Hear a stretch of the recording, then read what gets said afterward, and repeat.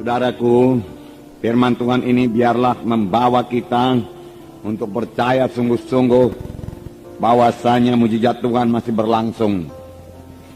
Bahwasanya penginjilan yang berhasil adalah penginjilan yang disertai dengan kuasa Tuhan, yang disertai dengan tanda-tanda, yang disertai dengan kesembuhan orang sakit, yang disertai dengan kebebasan yang terikat. Itulah dia macam penginjilan yang dilakukan oleh Tuhan Yesus. Dan Tuhan sendiri berkata, pekerjaan-pekerjaan yang aku kerjakan akan kamu kerjakan. Bahkan pekerjaan-pekerjaan lebih besar daripada ini karena aku pergi kepada Bapa. Ini bagi setiap orang percaya. Biarlah firman Tuhan ini membuat saudara percaya bahwasanya mujizat masih berlangsung. Dan Tuhan mau memakai saudara dalam hal ini. Dan juga terlebih-lebih membuat saudara lapar dan haus akan pelayanan yang berkuasa. Lapar dan haus akan tanda ajaib, tanda mujizat. Lapar dan haus akan karunia Roh Kudus yang memang sudah diberikan Tuhan pada gerejanya, terlebih gerejanya pada akhir zaman ini.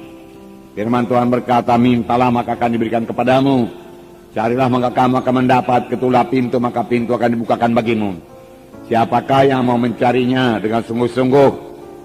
Nah, oleh sebab itu mari kita rindukan, saudaraku, kuasa dan tanda mujizat Tuhan ini. Jangan puas, saudaraku, dengan pelayanan yang biasa-biasa saja. Ya, harus terjadi mujizat Tuhan dalam tiap-tiap kebaktian kita. Amin. Karena Tuhan kita ajaib adanya. Kalau saudara membaca kitab Kisah Para Rasul, karena itu kisah perbuatan dari Roh Kudus. Amin. Ya, mujizat Tuhan banyak kali terjadi dalam Kisah Para Rasul. Dan biarlah pada zaman ini lebih banyak lagi mujizat Tuhan. Amin. Kita akan membaca Kisah Rasul pasal 8 ayat 1 sampai 13. Haleluya. Jadi Simon yang tukang sihir ini juga takjub melihat tanda-tanda dan mujizat-mujizat besar. Tanda-tanda yang besar, mujizat-mujizat yang besar terjadi. Jadi banyak tanda, banyak mujizat. Amin. Banyak penyataan-penyataan Roh Kudus harus terjadi dalam pelayanan kita. Pelayanan Filipus ini juga dikatakan mereka mendengarkan firman Tuhan. Tetapi mereka bukan hanya sekedar mendengar saja, mereka juga melihat tanda-tanda yang diadakannya. Setelah mereka mendengar firman Tuhan dan melihat tanda-tanda yang diadakannya, tanda mujizat yang tidak bisa dilakukan dengan kekuatan manusia, mereka dengan bulat hati menerima apa yang diberitakannya itu. Sebab dikatakan dari banyak orang keluarlah, orang-orang yang kerasukan keluarlah roh-roh jahat itu dengan suara keras. Berteriak dia. Setan bisa berteriak memakai mulut orang yang kerasukan itu.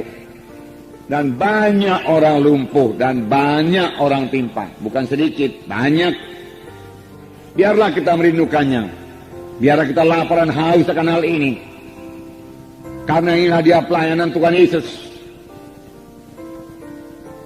Dan Tuhan Yesus berkata, pekerjaan yang aku kerjakan akan kamu kerjakan. Sidang akhir zaman ini yang mengerjakannya. Sebab tanda orang percaya, mereka itu akan meletakkan tangan atas orang sakit, lalu orang itu akan sembuh. Dan mereka itu akan mengusirkan setan dalam nama Yesus. Dan setan bisa tunduk dalam nama Yesus. Nah, saudara, setan bekerja sepanjang zaman. Dalam pelajaran-pelajaran kita yang lalu kita telah melihat bahwasanya setan berusaha menghancurkan gereja pertama. Setan tidak peduli walaupun gereja itu masih sangat muda. Lebih cepat dihancurkan lebih baik. Itulah dia setan. Ya, pada waktu terjadi mujizat Tuhan, orang lumpuh disembuhkan, saudaraku. Kemudian mereka mengancam rasul-rasul dan berkata kepada Petrus dan Yohanes, jangan lagi mengajar dalam nama Yesus.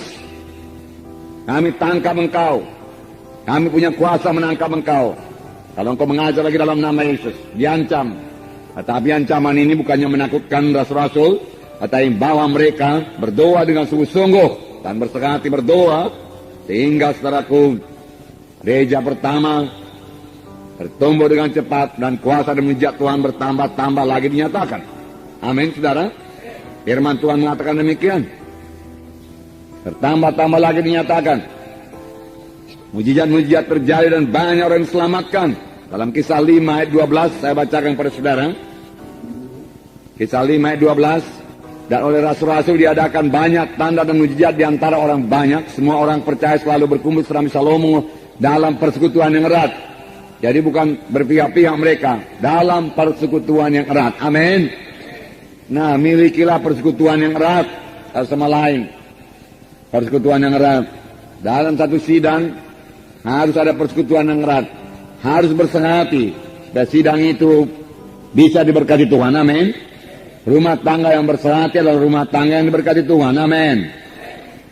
Ayat 14. Dan makin lama makin bertambahlah jumlah orang yang percaya kepada Tuhan, baik laki-laki maupun perempuan. Nah, langkah baiknya ini, ya. Bahkan mereka membawa orang-orang sakit keluar ke jalan raya dan membaringkannya di atas balai-balai dan tilang, supaya apabila Petrus lewat, setidak-tidaknya bayangannya mengenai salah seorang dari mereka. Jadi karena tidak sempat lagi meletakkan tangan, bayangan Petrus saja menyembuhkan. Bukan bayangan Petrus menyembuhkan, kuasa Tuhan menyembuhkan. Karena mereka punya iman pada Tuhan. Amin.